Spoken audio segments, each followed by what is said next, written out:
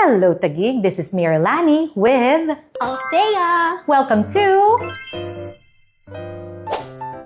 Althea, I noticed dala-dala mo ang ating bagong I Love Taguig tote bag. Yes po, Mama Lani. This was given to me during the distribution of preschool supplies here in Taguig. It's giving back to school ready! I-flex mo naman ang ating I Love Taguig tote bag. 10 out of 10. Pamain po. Char! It's free lang here in Taguig. Pa-experience naman. Of course, Mama Lani. Let's see. Sobrang matina! Look at this bag. It's so aesthetic. Aesthetic? Na para bang estudyante din ako.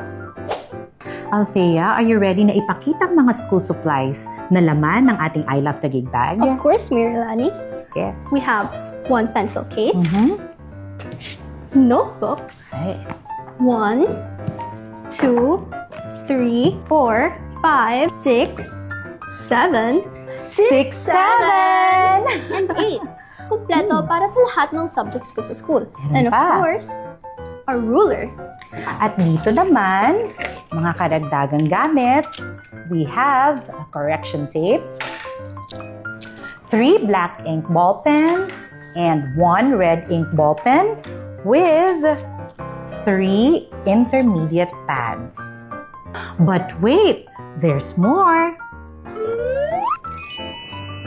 And this! Wow! Over naman sa dami! That was fun, Althea. At hindi lang yan para sa'yo. Para din yan sa lahat ng mga mag-aaral ng mga pampublikong paaralan sa ating probinsyudad ng Taguig!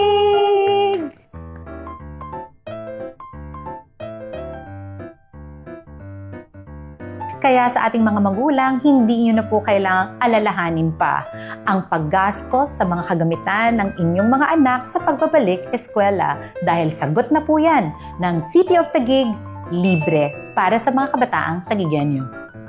Thank you to all of our taxpayers here in Taguig. And of course, thank you so much, Mayor Lani, for making all of these projects possible. And everything here in Taguig is built different. Period.